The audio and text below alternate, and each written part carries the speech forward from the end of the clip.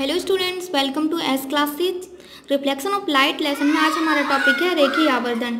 चलिए हम आज इसको पढ़ते हैं। रेखीय आवर्धन, पहले हम फिगर बनाते हैं। ये है अवतल दर्पण, इस पर ये पॉलिश कर रहे हैं। M1 M2, ठीक है। हम मुख्य अक्ष रेखा खींचते हैं। ये दर्पण का ध्रुव है यानी P, फोकस है, वक्रता केंद्र C और ये अनंत, ठीक है। अब इस पर हम ये वस्तु रखते हैं A B, वस्तु रखते हैं, ठीक है। ये मुख्य अक्ष के समांतर होकर मुख्य फोकस से होकर गुजर जाएगी, मुख्य फोकस से होकर गुजर जाती है, ठीक है। दूसरी किरण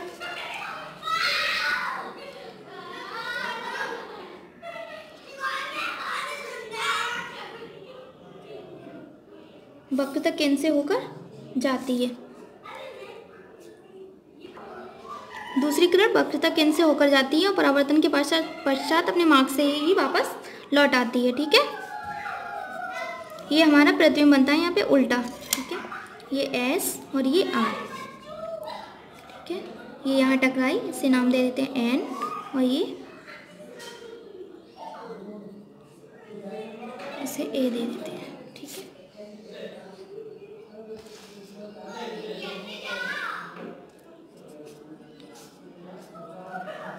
ये हमने A यहाँ दे रखा है, इसलिए ये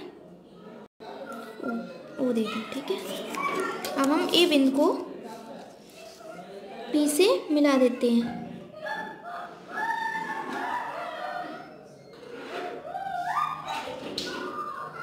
डॉट डॉट डॉट करके, और ये P फोकस से होकर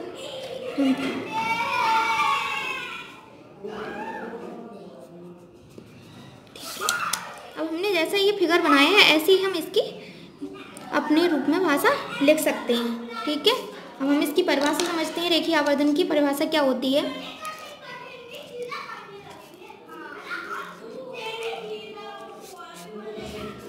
प्रतिबिंब की लंबाई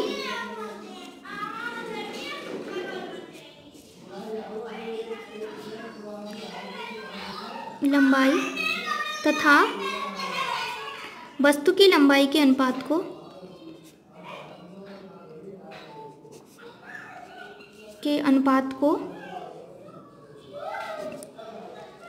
रेखीय आवर्धन कहते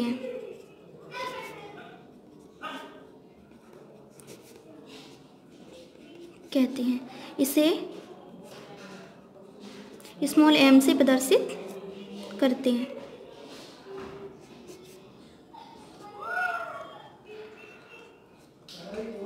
अब इसमें एक बात और बता देते हैं पिक्चर में। मुख्य अक्ष से ऊपर की जितनी दूरियां होंगी वो हमारी धनात्मक होंगी तथा नीचे की जितनी दूरियां होंगी वो ऋणात्मक होंगी, ठीक है।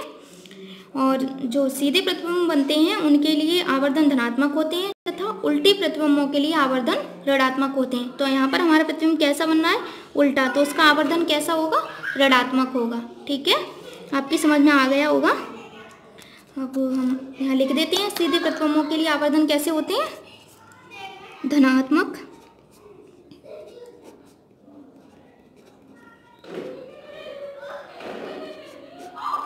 के लिए आवर्धन धनात्मक होते हैं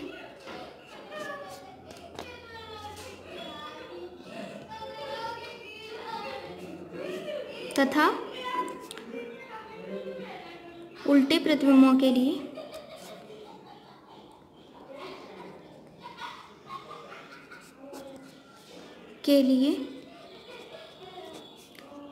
आवर्धन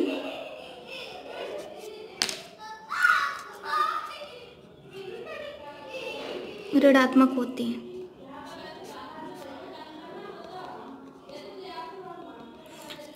अब रेखीय आवर्धन हम सूत्र लिखते हैं।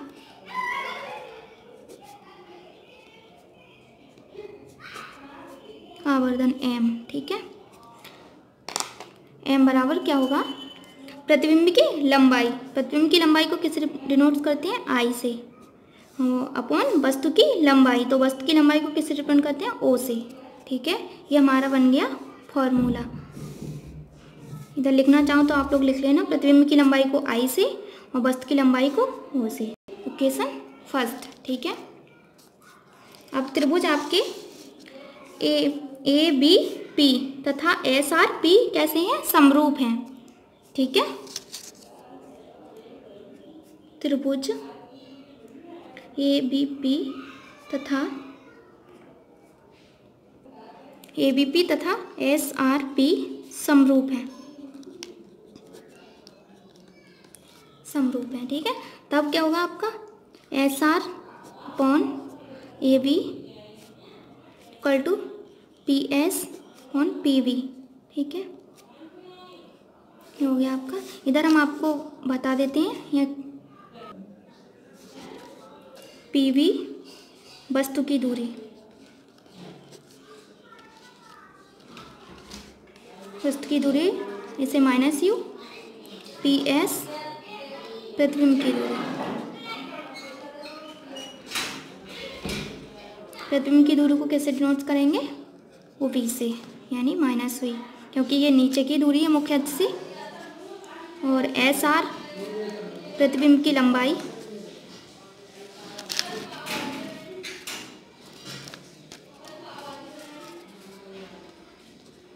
प्रतिबिंब की लंबाई से माइनस आई। ए बी वस्तु की लंबाई, वस्तु की लंबाई क्या है? ओ, ठीक है, क्योंकि ये मुख्य अक्ष से ऊपर है इसलिए ये प्लस में है, ठीक है। अब यहाँ पर हम मान लगा देते हैं। एस आर को किससे डिनोट किया है? Minus I.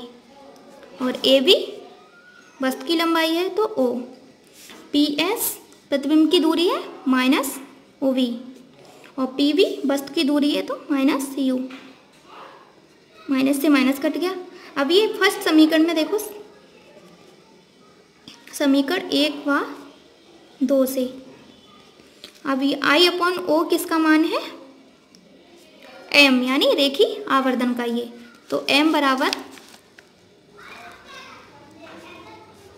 We upon you, यहाँ माइनस है, हम ये इधर ले लेते हैं। यही हमारा फॉर्मूला निकल के आ गया। रेखीय आवर्धन बराबर क्या होता है? एम बराबर माइनस का वी अपॉन यू। बच्चों आपकी समझ में आ गया होगा। इसे आप 2-3 बार करके देख लीजिए। ये डेरिवेशन उसमें न्यूमेरिकल में भी काफ़ी अच्छे आता है, क्योंकि इसके जरिए ही हम न्यूमेरिकल भी निकाल सकते हैं, ठीक है। 2 न्यूमेरिकल में यूज होते हैं, एक तो ये रेखीय आवर्धन वाला और यू वी एफ में संबंध 1/f equal to 1/v plus 1/u। ये वाला आपका फॉर्मूला बहुत इंपॉर्टेंट है। और ये रेखीय आवर्धन वाला भी बहुत इंपॉर्टेंट है एग्जाम की दृष्टि से। इसको भी आप 2-3 बार कर लीजिए, जिससे आपको एग्जाम में कोई दिक्कत ना हो। बच्चों अगर आपको मेरा वीडियो अच्छा लगा हो तो इसे लाइक करें, दोस्तों को शेयर करें और कमेंट करके भी बताएं, जिससे हमें अच्छा लगे और हम नेक्स्ट वीडियो को और अच्छे से बना सकें। और चैनल को सब्सक्राइब करें। थैंक्स।